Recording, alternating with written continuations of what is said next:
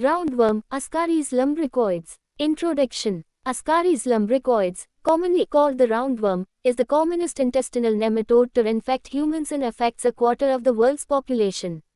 The parasite causes pulmonary symptoms as a larva and intestinal symptoms as an adult worm.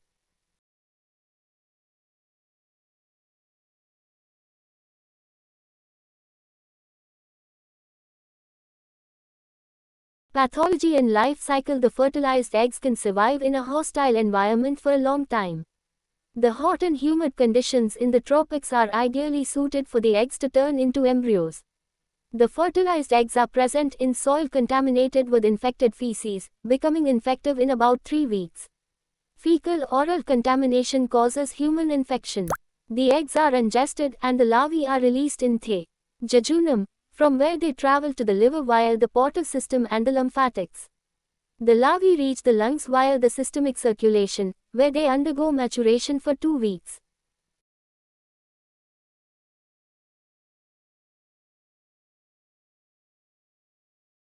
The developed larvae reach the alveoli, are coughed up, swallowed and continue their maturation in the small intestine. Sometimes, the young worms migrate from the tracheobronchial tree into the esophagus, thus offending their way into the gastrointestinal tract, from where they can migrate to the common bile duct or pancreatic duct. The mature female, once in the small bowel, produces innumerable eggs that are fertilized and thereafter excreted in the stool to perpetuate the life cycle. Eggs in the biliary tract can form a nidus for a stone. Clinical features. The larval stage in the lungs causes pulmonary symptoms, dry cough, chest pain, dyspnea and fever, referred to as Loeffler syndrome. The adult worm can grow up to 45 centimeters long.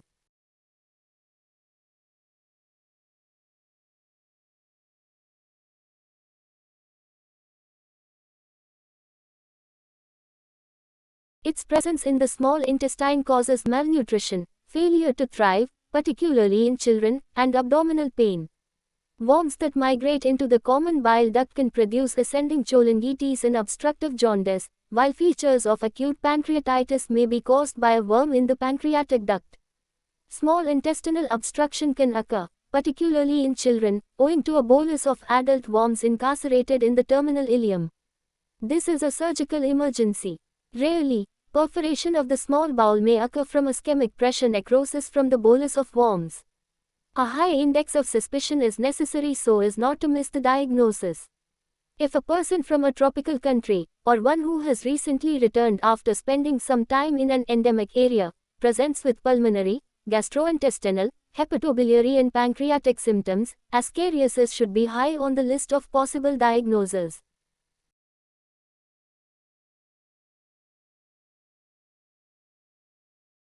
Investigations. As with most parasitic infestations, an increase in the eosinophil count is common.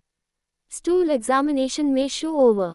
Sputum or bronchoscopic washings may show Charcot-Leyden crystals or the larvae. Chest radiograph may show Fufi exudates in Loeffler syndrome. A barium meal and follow-through may show a bolus of worms in the ileum or lying freely within the small bowel, figure 6.4. Ultrasonography may show a worm in the gallbladder, the common bile duct, figure 6.5, or pancreatic duct. On magnetic resonance cholangiopancreatography, MRCP, an adult worm may be seen in the common bile duct in a patient presenting with features of obstructive jaundice, figure 6.6. In patients with intestinal obstruction, plain abdominal radiograph may show tubular structures within dilated small bowel, denoting the presence of worms, which would also show up on a contrast CT scan as curvilinear structures.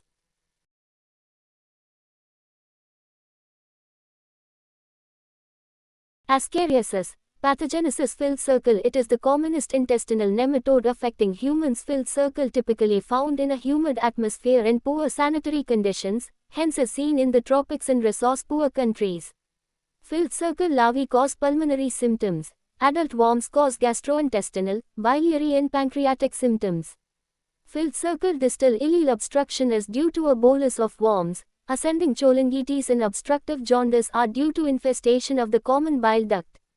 Filled circle acute pancreatitis occurs when a worm is lodged in the pancreatic duct. Filled circle perforation of the small bowel is rare.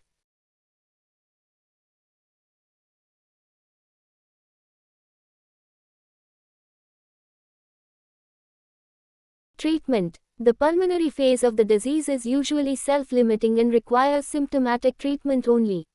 For intestinal disease, patients should ideally be under the care of a physician for treatment with anthelmintic drugs. Certain drugs may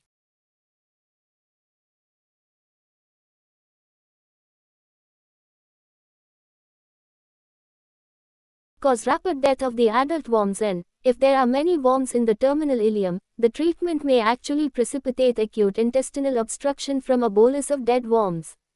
Children who present with features of intermittent or subacute obstruction should be given a trial of conservative management in the form of intravenous fluids, nasogastric suction and hypertonic saline enemas. The last of these helps to disentangle the bolus of worms and also increases intestinal motility.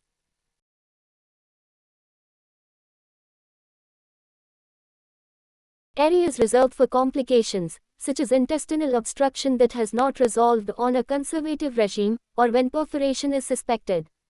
At laparotomy, the bolus of worms in the terminal ileum is milked through the ileocecal valve into the colon for natural passage in The.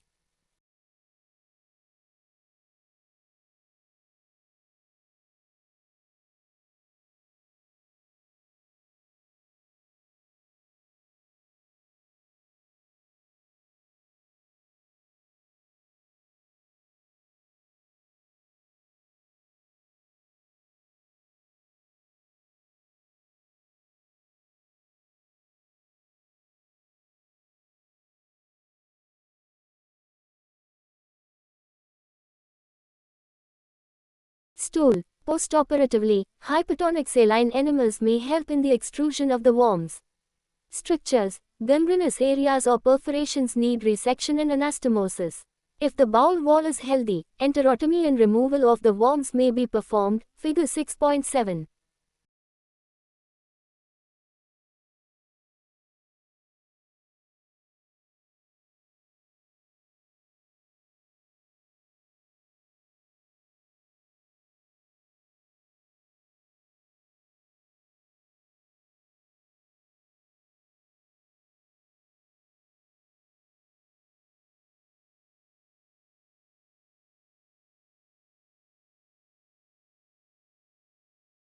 Rarely, when perforation occurs as a result of roundworm, the parasites may be found lying free in the peritoneal cavity.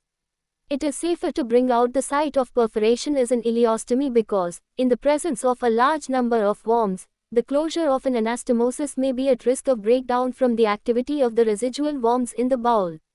When a patient is operated upon as an emergency for a suspected complication of roundworm infestation, the actual diagnosis at operation may turn out to be acute appendicitis, typhoid perforation or a tuberculous stricture, and the presence of roundworms is an incidental offending. Such a patient requires the appropriate surgery depending upon the primary pathology.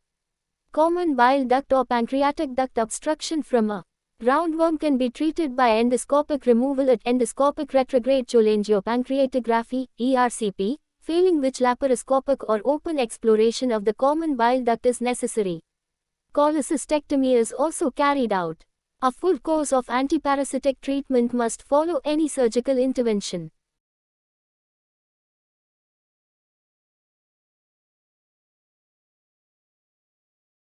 Ascariasis. Diagnosis and management. Filled circle barium meal and follow-through will show worms scattered in the small bowel. Filled circle ultrasonography may show worms in the common bile duct and pancreatic duct. Filled circle plain abdominal radiograph and contrast CT scan will show the worms as tubular or curvilinear structures. Filled circle conservative management with anthelminthics is the FRST line of treatment even in obstruction. Filled circle surgery is a last resort for acute abdomen. Various options are available.